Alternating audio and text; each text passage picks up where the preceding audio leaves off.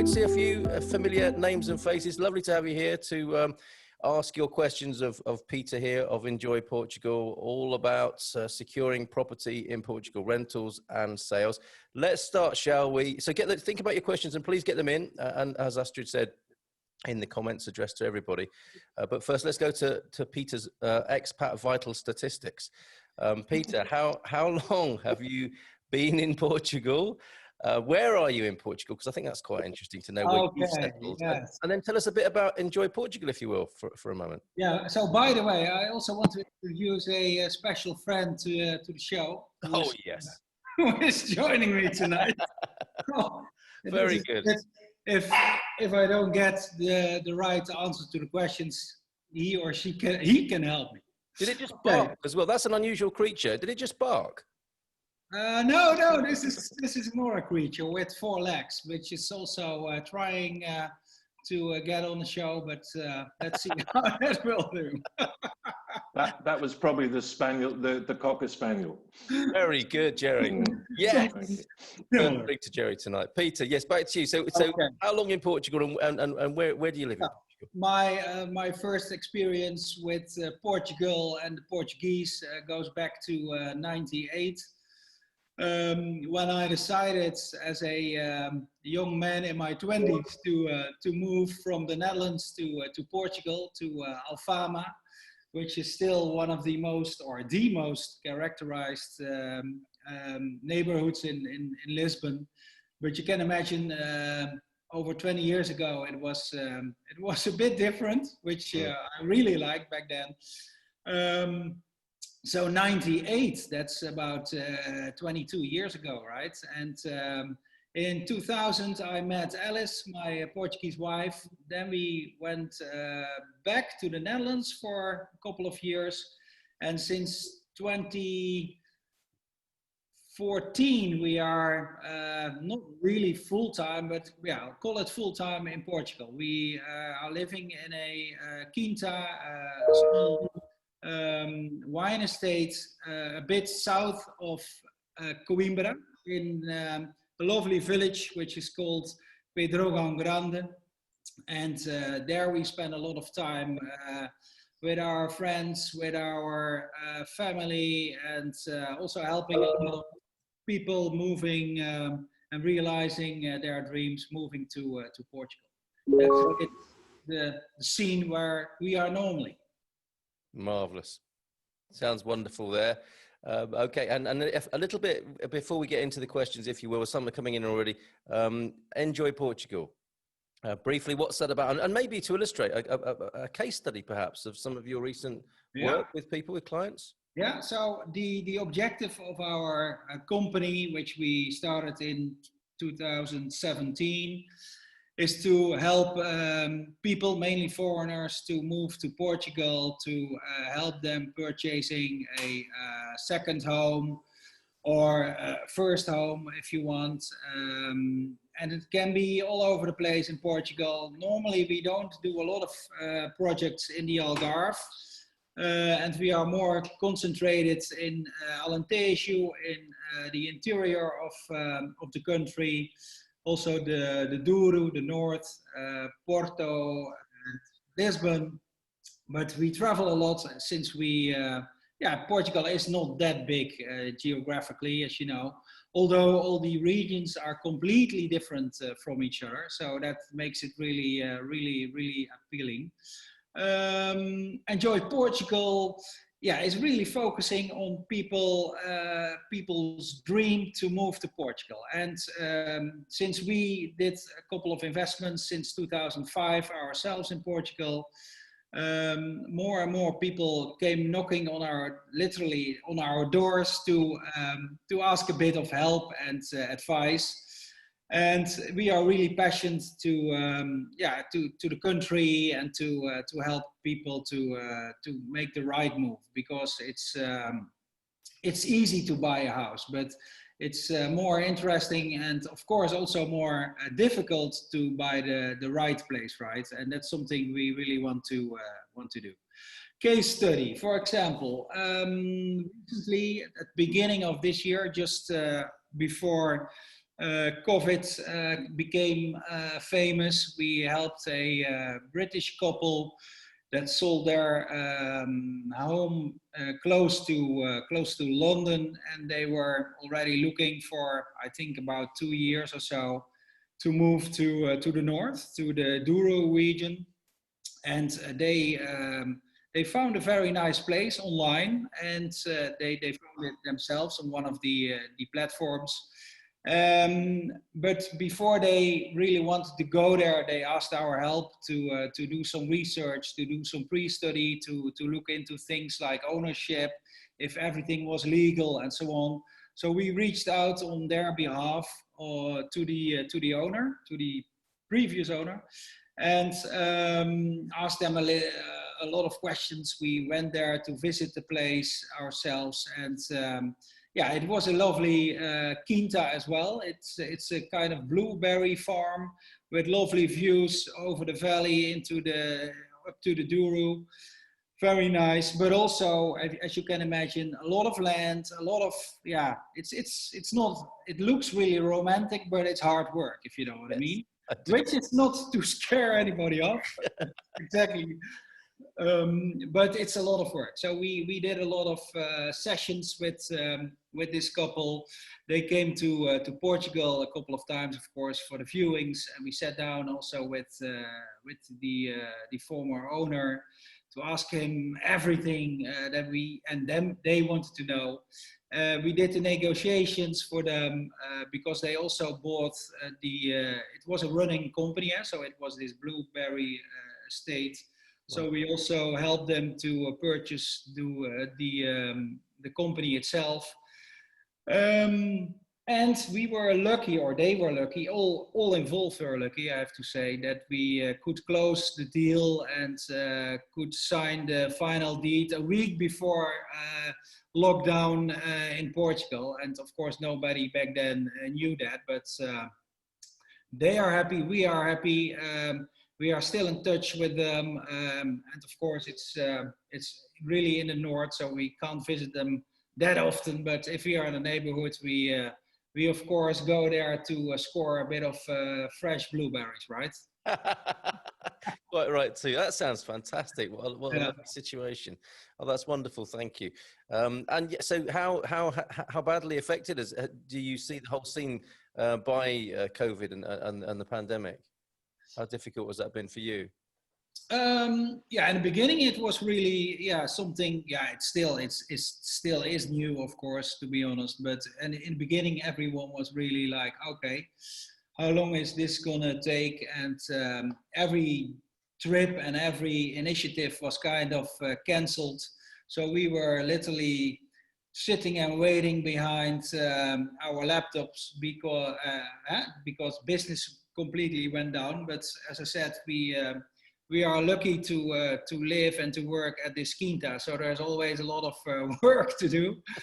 And after a couple of months, business really picked up, because what we really experienced is that people are kind of, I'm not saying rushing, but well, they are really realizing that they have to kind of put their dreams into reality. And of course, Portugal is apart from maybe the big cities right now.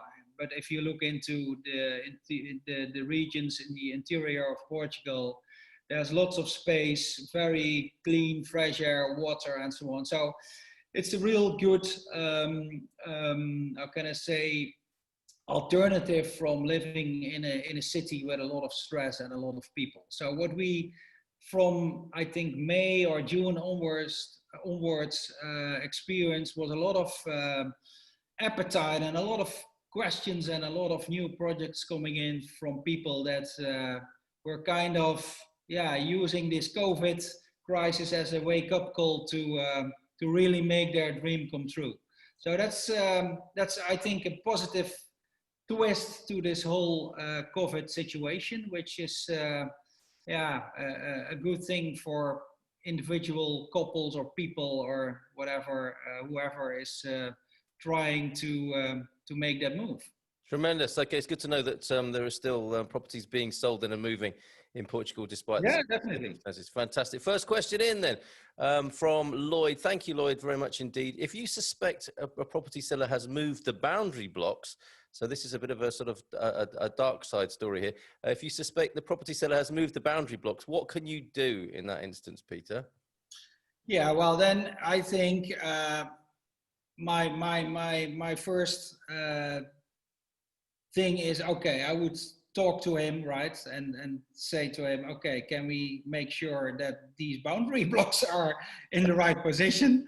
Yes. And if you are not on speaking terms anymore, then best thing is to go to the town hall, really make sure that you have the right topographical plantage, it's called in Portuguese, the maps of the terrain. Normally they are all archived. Sometimes if it's really a very old property with old boundaries and so on, it can be a bit more complicated. But in general, you can say that the town hall and the people over there are really willing to help you to really make sure that that the boundaries and these blocks indeed are on the right location. Okay, so good advice there, but as in the first thing to do is to attempt to talk rather than go straight to the town hall or whatever. Engage. Yeah, that's what I should do. Yeah. Okay, excellent. From Jenny, thanks Jenny for this question. Pieter, what are your views on having a promissory contract? Could we purchase without this? I've heard that sales agents don't want to show property documents before promissory contracts are paid and signed. What's your experience of that? Oh, well, yeah, that's I'm a bit black and white in that. Yes, you can buy without promissory contracts, but hey, come on, you are investing a lot of your savings or whatever the money comes from. Make sure that you don't sign nothing before you have the full documents in your hands. I mean, it's serious business. You're not buying a second-hand bike. I'm Dutch, right? You really need to have access to all paperwork.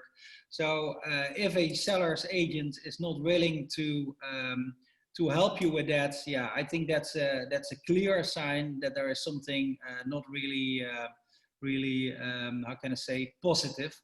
So yeah, what we normally do is really make sure also before the first viewing, because why investing your time traveling to this nice online place and then finding out that half of the land doesn't belong to the owner or whatsoever.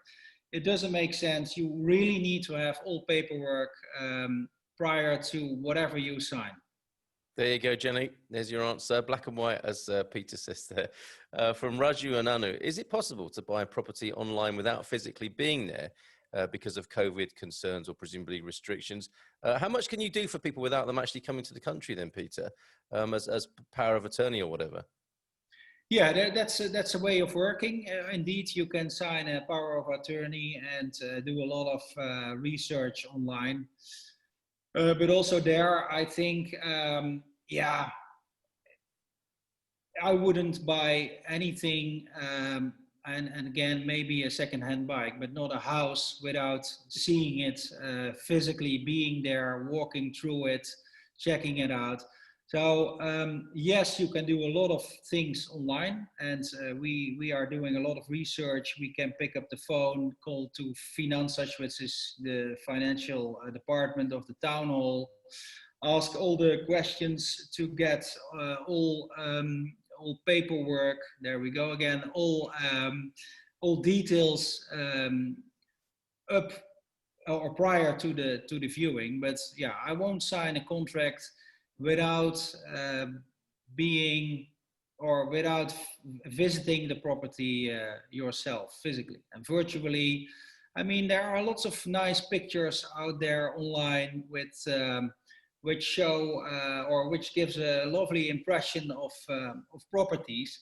but maybe these pictures are 5 or even 8 years old. You don't know what happens in 8 years. If a house is closed for 5 years, then it will be a completely different house, right? Indeed, indeed, like an author's picture on the back of the book. Yes, usually an old one. Thank you for addressing that. But I guess, you know, there's quite a lot you can do, but it's very important to you that the person comes and doesn't attempt to do the whole thing over the internet. All right, thank you, Raju and Anna, for that question. If we could go into a residency question, slightly different, not exactly renting or buying a property, but a residency question, if you're happy to handle this, Peter. This is from Pete and Federico in Sausalito. Are property rentals via Airbnb or similar acceptable for the basis of a residency visa? Not anymore. In the beginning of this year, we heard a couple of stories from people for getting their residency. They were British and they used to rent something like a month or so via Airbnb. And that agreement, or it's not a real agreement, but these papers they served for getting this residency, but not anymore. You really need to have a formal rental agreement with not a Airbnb.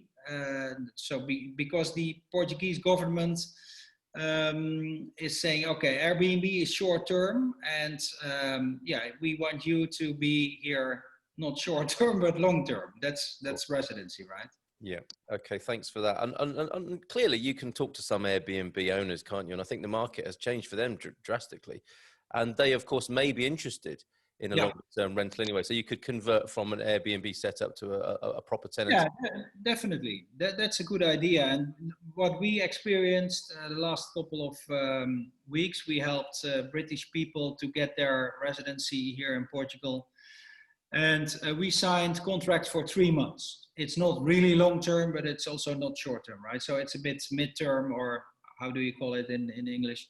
And that worked. Very good. Okay, Eric J, this is a lovely question, Peter. We may spend some time on this, trying to decide between Lisbon, Porto, and Coimbra. just those 3. Hope to be able to use Peter's services to find a nice furnished apartment rental once we decide. Hopefully you're premium members, Eric, so that you get your discount on Peter's services. But yes, Lisbon, Porto, or Coimbra. This is not a simple answer, is it? No, it's then I would ask a question in return, right? Well said. Well done. What are you looking for? I mean, these 3 countries, these 3 cities are all 3 lovely. But for example, climate in Porto compared to Lisbon is different. Coimbra doesn't have its own international airport. So if you have to fly out on a very regular basis, it's better to stay in Porto or Lisbon. Coimbra is a smaller city. I don't know by heart, but I think it's maybe 200,000 inhabitants.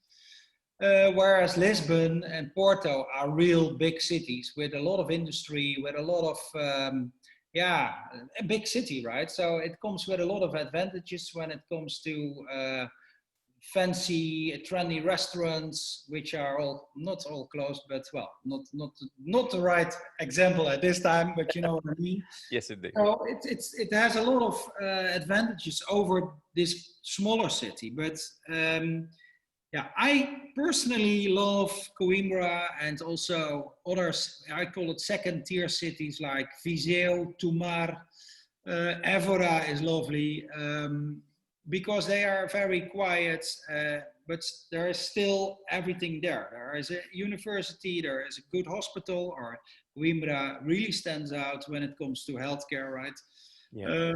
Lots of culture, it's packed with restaurants, so it's very nice. But it, of course, lacks a bit this big city vibe. But if you are fine with that, if you're coming from a big city like London or well, Amsterdam is not a big city, right? Then it might be very nice to go for these second-tier cities. Also, from a financial perspective, rentals, property prices are way more accessible in Coimbra. Yeah, that's a good consideration. Yeah, so some distinctions for you there, Eric. I was in Coimbra this afternoon, and forgive me, I took a picture of my lunch, which is a bit naff, I know. But the reason I can explain the reason why I took a picture of my lunch, which was a really nice Chinese lunch, I have to say, with a beer, sagresh, was I was going to post, and I haven't posted it yet, but nice lunch, but look at the view behind the lunch. And this was the Estrella Mountains through the forum, you know, the beautiful glazed walls, really, of the forum in Coimbra. You can get a great lunch there, and you are looking at the Estrella Mountains in the distance. I've never experienced such fun and joy being in a shopping mall as I do in Coimbra. So Coimbra gets my vote for sure, but you know, Lisbon and Porto, I guess it's horses for courses, isn't it? So I hope that helps, Eric. Others might have a view as well in the comments. A different sort of question altogether now from Julie. Are electronic signatures permitted to be used in Portugal for real estate transactions?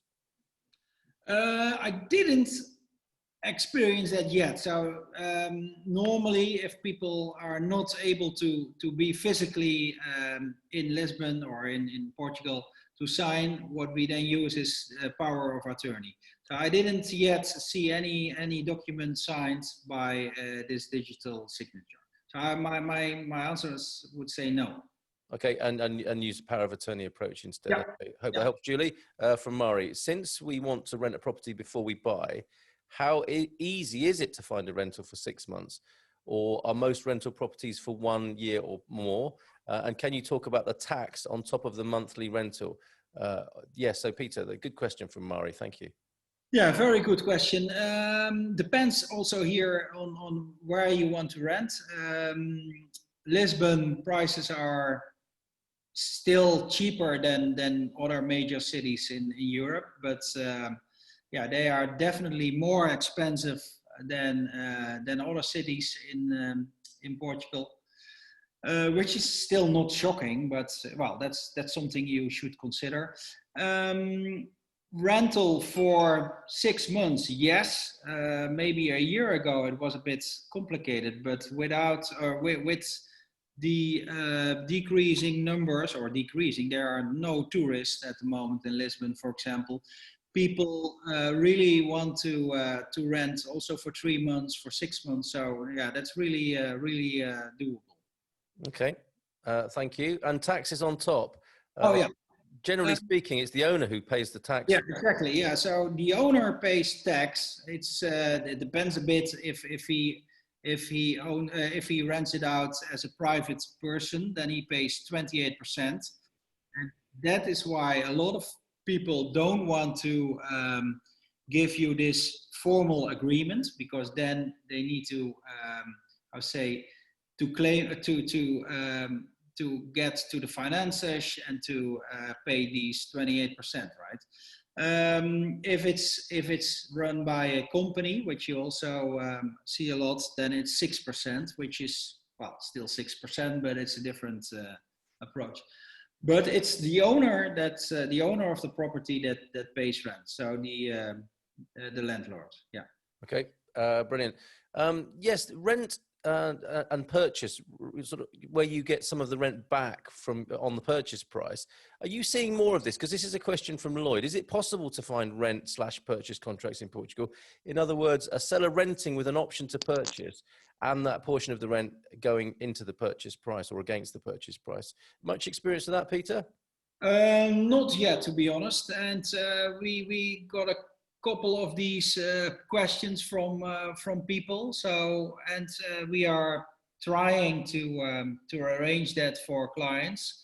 It's not a thing that is really common to do in Portugal, but since the market is a bit, or it's down, it's something you really can try, and we are happy to help with that, because it's I personally think it's a very good approach, because you can then, for example, stay for 6 months in this apartment or whatever house property, and then if all things are okay, then you decide to buy it for a price that is already agreed upon, right?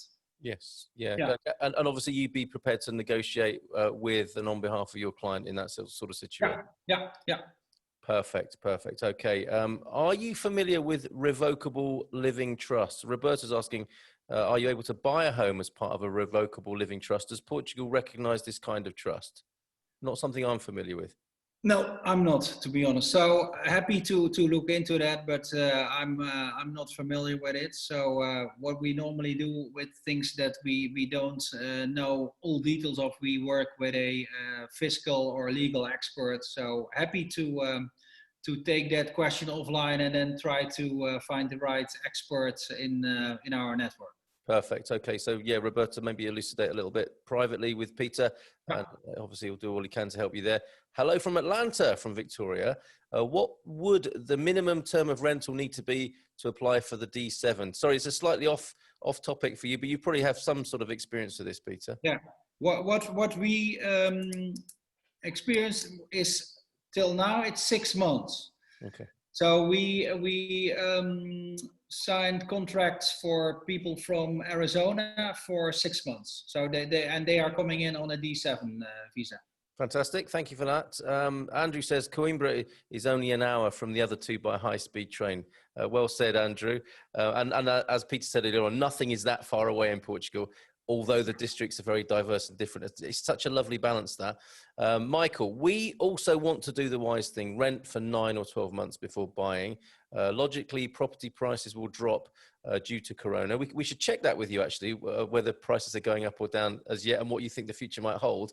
We'll come back to that. In the Algarve, as it's the warmest, is where Michael wants to go. The sad thing is that there are very few nice modern detached villas for long-term rental and thousands of 4 to 6 month full furnished with sheets and cutlery holiday villas for 2,000 or so euros a month. Any comments then on rentals in the Algarve that aren't set up for those sorts of holiday lets? To be honest, we don't know really well the markets in the Algarve, but one thing I want to comment, the Algarve starting from maybe April, May onwards is holiday paradise, right? For the rest of Europe and farther. So I can imagine that owners are preferring to rent for 3 months or so, or maybe max 6 months, and then really making more profit on their property in summer, because that's why where it happens, right? Yes. And nobody knows what 2021 will do, but that's normally in a normal year, people won't rent their property for a year. Yeah, of course. And you make a good point there, because yeah, the terrible impact it's had on the Algarve, it may be different for 21, as you say. Yeah, maybe. Yeah, maybe. Michael also says, logically, property prices will drop also due to Corona. Is this your experience, Peter? You know, what's it looking like in terms of pandemic impact on property prices, and what's your prognosis for the next couple of years? I know it's very difficult. It's crystal ball stuff, but I'm sure you've got a view. Yeah, I've got a lot of crystal balls here. No, that's yeah. My experience is that prices aren't dropping yet, but yeah, I'm also in the, is it called school or whatever? I also think in the beginning of next year, prices will maybe not all of them, but there will be a lot of good opportunities for people that are buying, because lots of people have nice second houses for holidays and so on, and yeah, they will, not all of them, but lots of them will be on the market in a couple of months from now. So I think yes, prices maybe not all over the place, but there will be a lot of nice opportunities. And I think what you already see in Lisbon is that the apartments in the nicest, the most historical parts of the city, these prices are already decreasing. Okay. All right. Good to know. Thank you for that, Peter, as a side note there. Eric J likes your answers about Lisbon, Porto and Coimbra. Thanks, Peter. We hope to visit next year in hopes of being able to make a decision. It's the best way, clearly, Eric, and I hope you can come soon. City life is fine, not planning on owning a car. And I think in all three, you'll find situations where you don't need to have a car. Good question from Lloyd here. And he's not saying whether this is to avoid the place or to subscribe to the place, but are there second tier cities that have large expat populations? What's your experience there of expat populations in the second tier cities that you mentioned there, Pieter? Yeah, I was having a meeting in Braga, which is it's maybe, yeah, I'm not supposed to say, but it's maybe a third tier. No, it's a second tier city in the north of Portugal. It's a very beautiful city when it comes to culture, history. There's a big university, and there is a big startup scene. So that attracts a lot of young people from all over, not only Europe, but also from other places that are studying and staying there to work for one of those startups, or they are trying to have their own startup. There is a lot of funding also from the Portuguese government. So yeah, definitely Braga is interesting, depending a bit on one's interest. Coimbra also has, yeah, not a very large expat community, but well, there are more and more foreigners living there.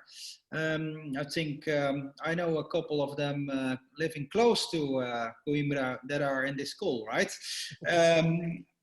So do we, and yeah, that's really growing. Lisbon, of course, Porto, yeah, definitely yes. But the question was on the second tier cities.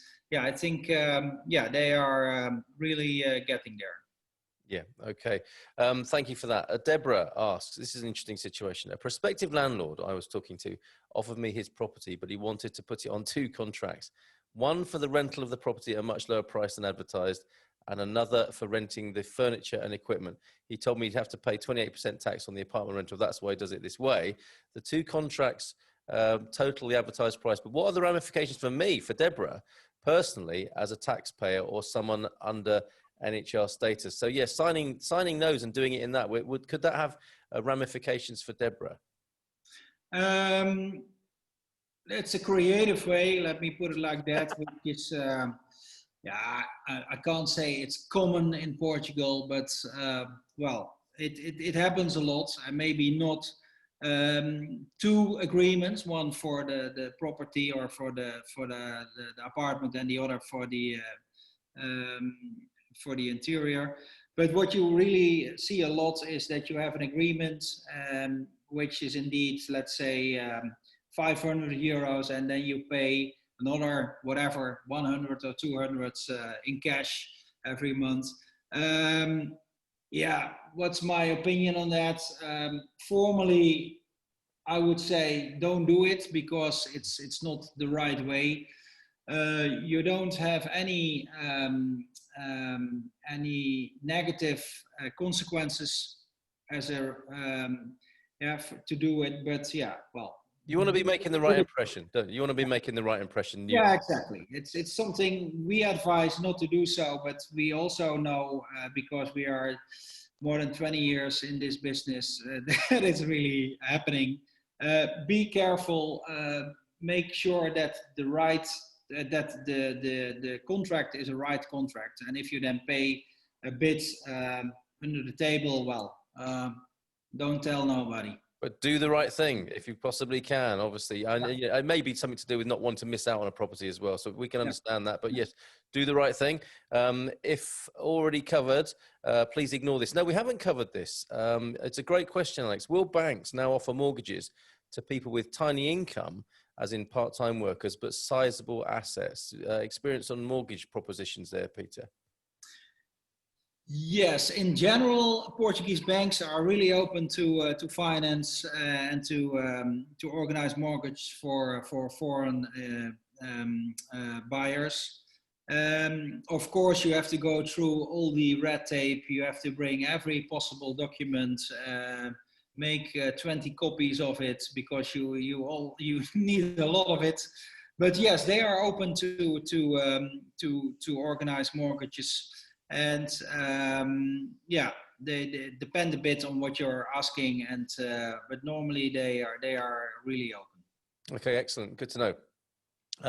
This is polarizing the audience tonight, this idea of furnished and unfurnished property for rental. What do you say on that? What is most available in your experience? Would they be unfurnished or furnished? Wow, the experience we have is that the modern, the new places are normally not furnished, unfurnished, and the older places are over furnished, if you know what I mean. So there's a lot of yes, with some nice dark furniture that's been in the yeah, family for a while, possibly. exactly. So yeah.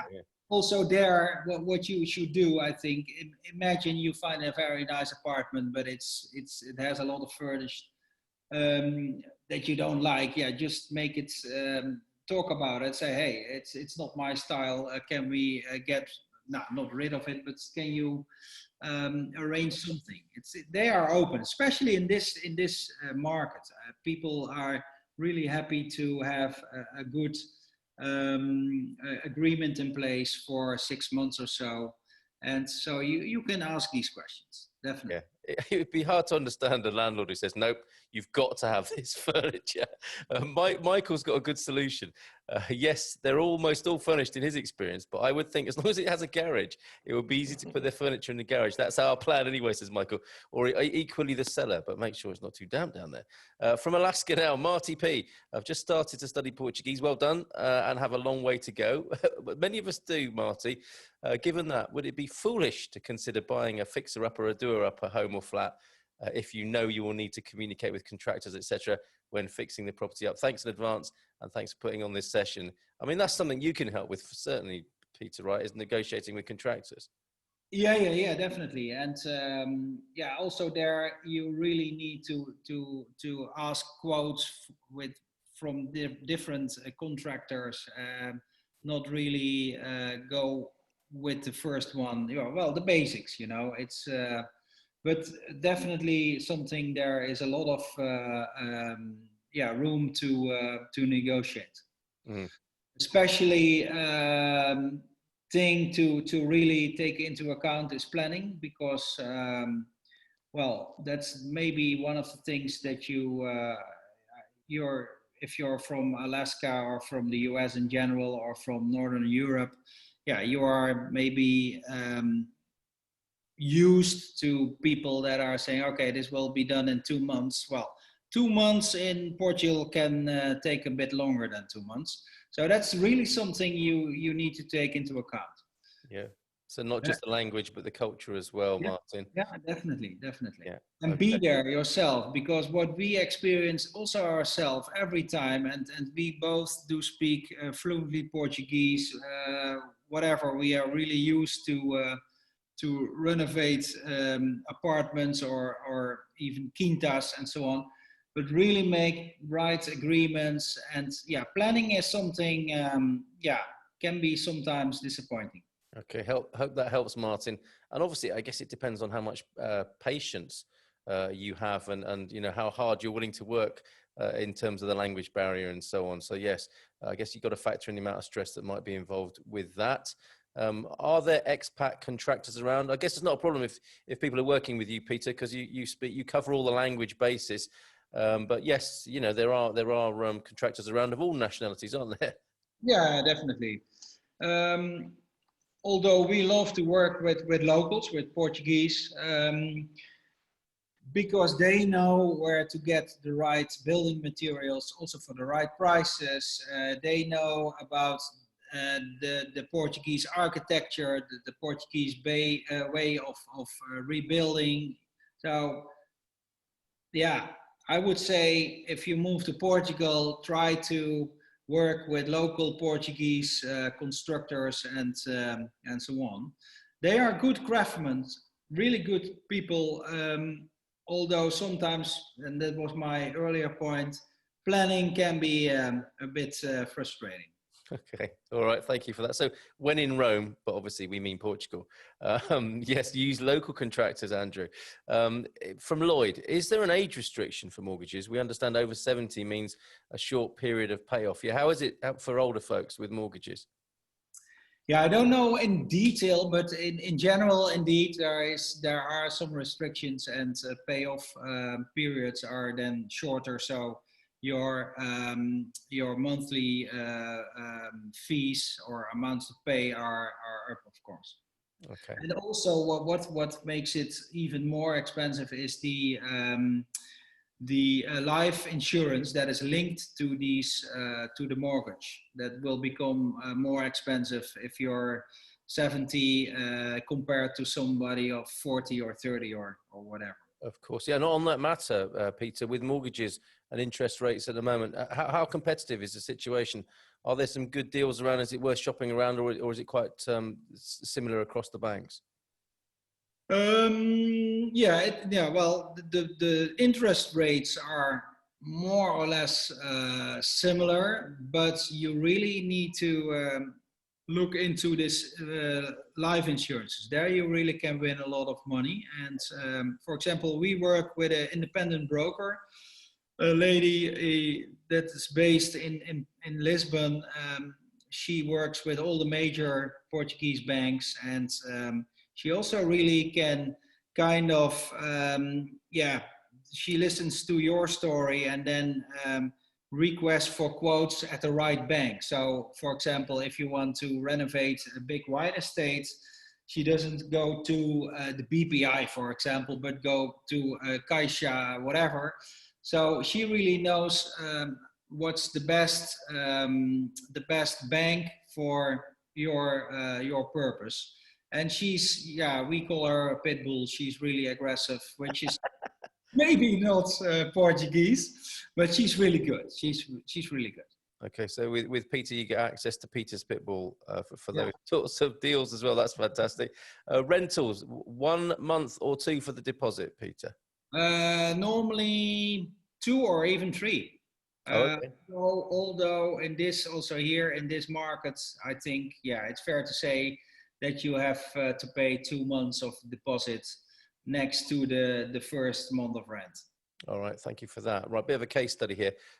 Question from Michael. I'm not sure where to buy in Portugal. I don't understand why Portugal is so expensive. Interesting, even for us from Britain. I mean, with 800,000, one can buy a frontline C large detached house on the south coast in England, right by the beach. In Portugal, impossible. In Spain, no problem. So cheap, even with 100,000 euros, someone can buy a detached small house, walking distance to the beach. Good luck with that in the Algarve. Michael's not happy. I love Cascais. Also, the second southern part with no wind. So much wind in the Silver Coast, too much for us. Very particular, Michael. But it's only for multi-millionaires. We obviously want the Northern European dream, the modern big detached house with a good land pool, walking distance from the sea, 700,000 euro budget. Any advice? This is the question about where to get that in Portugal without the Silver Coast wind. I think we've established that Michael doesn't want to be on the Silver Coast, and then says at the end, Stubal. So what would you say? 700,000 budget. Little case study there, Peter. Yeah, nice. I think indeed not go to Cascais, Toril, Sintra. No, that won't work. Maybe the part more from Sesimbra to the south, which is a lovely stretch of coast. It's quiet, more quiet than the coastal areas next to the big cities, of course. Mm. But also prices are more reasonable. And yes, prices, I think for 700K, really walking distance to the beach in Portugal, it's it's still possible, but you really have to go to the areas that are less dense and a bit further from the big cities. Yeah, so Alentejo might be a good place to start. Yeah. Okay, fantastic. Building codes now and planning, going back to that for Roberta. I live in the US currently and understand what the building codes require for remodeling. How does one find out when speaking with contractors in Portugal if what is suggested is in accordance with the building codes? I guess the recommendation is to work with you there, Peter, on that, because you would know that sort of thing. Yeah. So it's about the building, the codes, or I didn't get that. It's to make sure the contractors are saying the right thing, I think, is what's behind this question from Roberta. Okay, yeah. How would you double check that what the contractors are saying is in line with the local building regulations? Well, it's something if you're, for example, buy a property and you want to completely rebuild it, you have to work with an architect, and then this project, it's called a project in Portuguese, projeto. You have to go to the town hall to get the license to rebuild it. Mm-hmm. And if they approve it, you will get this license, of course, and then everything is detailed in a detailed way. It's in this project, so you kind of easily can agree with the contractor or with the construction company to really build it like you and your architect have designed it. Okay. And you are also, by the way, obliged by the town hall to do it like that. So if you have a approved project with the approval of the mayor or one of his assistants, then you really need to make sure that it's built conform this project. Okay, and so that becomes the grail, and the contractor should fall in line with that rather than getting the contractors to suggest something necessarily. Yeah, refer to the top, the mayor and the assistants there. Stubal is getting a thumbs up. Thanks for that, Astrid. And just what I think people will be wondering, okay, Pieter sounds like the guy to work with. Fantastic. An idea of cost, and you've got a little bit of a presentation for us, I think, Pieter, to illustrate how you work in a more detailed way and what the cost might be like. Just one quick question before we go to that, though. My dream, this is a lovely dream, Mari, is to own a B&B in central-ish Portugal. Other than buying an existing B&B, what is the best way to get approved to build additional units on a property that already has an existing home? I suppose expansion into the B&B. I understand I will need to get municipality approval. How difficult or easy can that be? Yeah, there isn't a standard yes or no, or it's easy or it's complicated to this question. But what I always say, if it's in the interior of Portugal, things are way more easy, and expansion in this case of the Airbnb is way more easy than, for example, in a big city like Lisbon. Governments, local governments have a lot of funds to help to establish new Airbnbs or hotels or whatever whatever company that attracts tourists and visitors. So of course you have to take into account the local rules, and you normally can build a percentage of the square meters of your terrain you can build.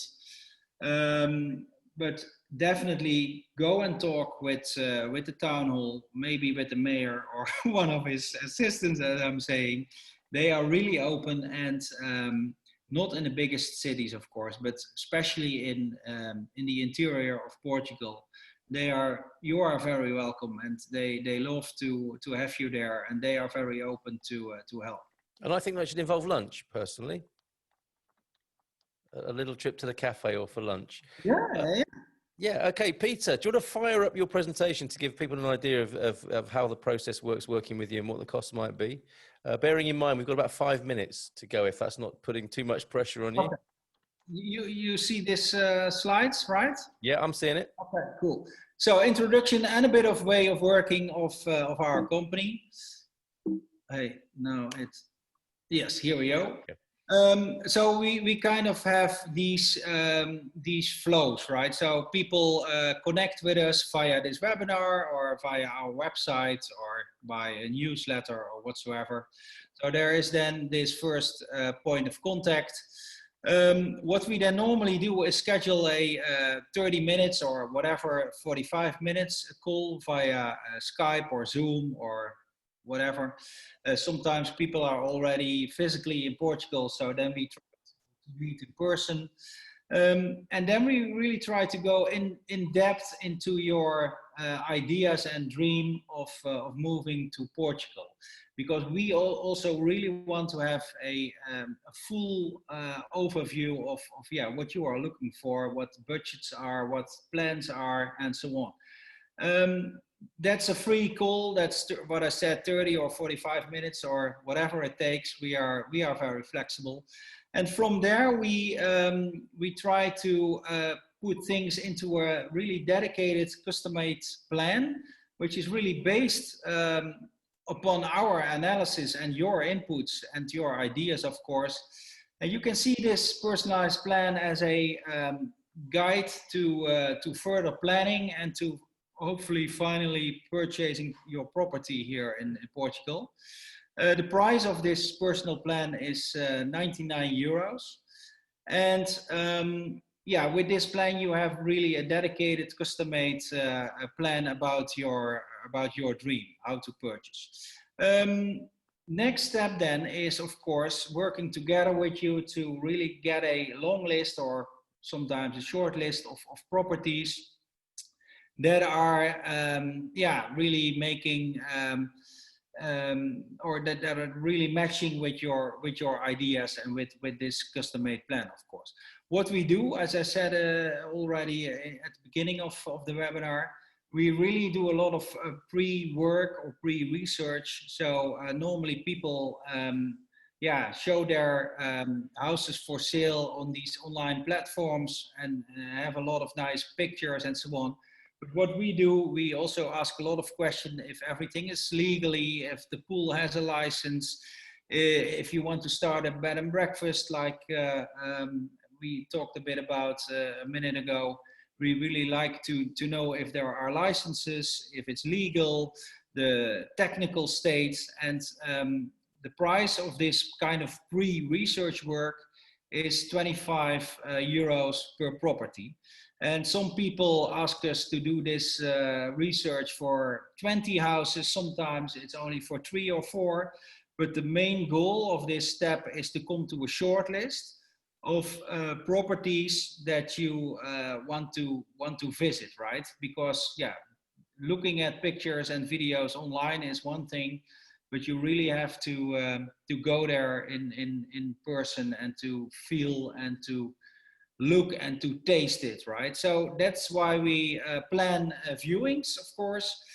We normally do 3 viewings a day in the same region. And I hear some people thinking, hey, only 3, we can do 4 or 5. But what we do is maximum 3, because it's not just half an hour. We really want to look not only at the house and the garden and the pool or whatever. We really want to make sure that we have a really thorough view of the building, its surroundings, the neighborhood, anything like that. We charge 250 euros for a full day, so we accompany you in whatever region in Portugal, and do all the planning, of course, here. And the price, this 250 euros, is deductible from the final buyer support fees in case of a purchase. So we are doing this because some people ask us to accompany them to view maybe 8 or 10 houses, which we love to do because we are passionate about Portugal and houses. But yeah, you also can imagine it really takes a big investment in time. And again, we really want to do this pre-study and to make sure that that we are visiting together with you the house that you are dreaming of, and not just a house that you saw on a picture online. And imagine we do 3 or 6 or so viewings, and one of the properties is really something you want to purchase. Then we enter in this, what we call buyer support or buyer's advocacy phase. that's in this slide. So we made a bit of an overview of our fees for this buyer support activities. So in general, all the viewings, all the services. So we talk to the town hall to really make sure that all documentation and so on is right. So we also check contracts like promissory contracts. We explain to you in detail how to make sure to pay the down payment, because it's all in Portuguese. We translate all contracts into English or Dutch or German or whatever. And for this activity, we charge 1% of the purchase price. Then we also do, on behalf of our clients, the negotiations. Asking prices in Portugal are really asking prices, if you know what I mean. There is a lot of room to negotiate. And what we normally do is sit down with you to really formulate a strategy to really make sure that we get for you the right price. And yeah, believe it or not, there's a lot of room to maneuver here. There's a lot of room for negotiations. And back to one of the questions earlier, I think beginning of next year there might be even more room for negotiations. We charge 10% of the saving. So the difference between the asking and the final purchase price, the cost of our negotiation is 10%. Next to that, we can also do technical inspections. We don't do that ourselves. I'm not an engineer. I don't know nothing. For me, it all looked nice. I'm professional, but if it comes to installation works or electricity, we really need to bring in an expert, an engineer or an architect or so, a plumber, to make sure that that everything is working. For example, we always test the filter and all the installations of a pool, that kind of things. We can advise you with legal support. Also there, we don't we aren't lawyers ourselves, so we work normally with local lawyers, because if you buy property in Alentejo, well, maybe the rules, the Portuguese rules are all the same, but the interpretation of these rules in the Alentejo as a region might be different from the rules as they are interpreted in Douro or in a big city like Lisbon. So we used to work with a local lawyer from our network. Next to that, we can support you to get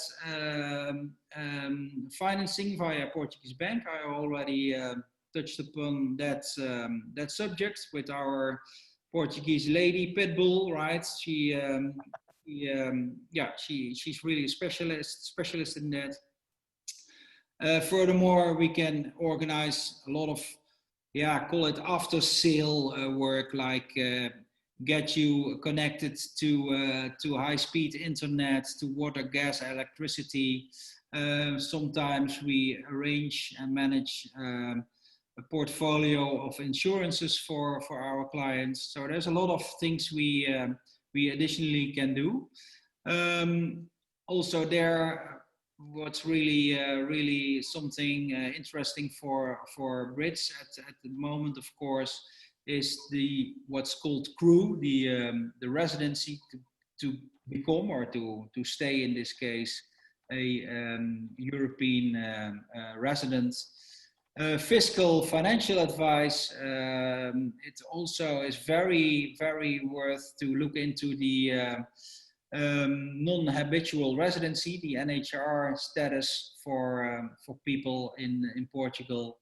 So also there, we don't do that ourselves, but we have a specialist that can help you with that. Rental support, we also can arrange rentals and be your kind of, on behalf of you, do negotiations there or check agreements, contracts, and so on. So that's a bit the overview of our way of working and what the normal, and there isn't a normal procedure, but well, these steps more or less, and normally in this order are done, and that's what we really would like to help you with. That is tremendous, Peter. You've been amazing again tonight. Thank you so much. Thank you to everybody for your questions. It will be, somebody asked if the presentation will be on YouTube. It will be tomorrow on YouTube, and the presentation from Peter there. If you couldn't find it from the comments, just let us know. Get in touch with me, Astrid, or Jerry, and we'll help you out. And of course, we'll connect you with Peter.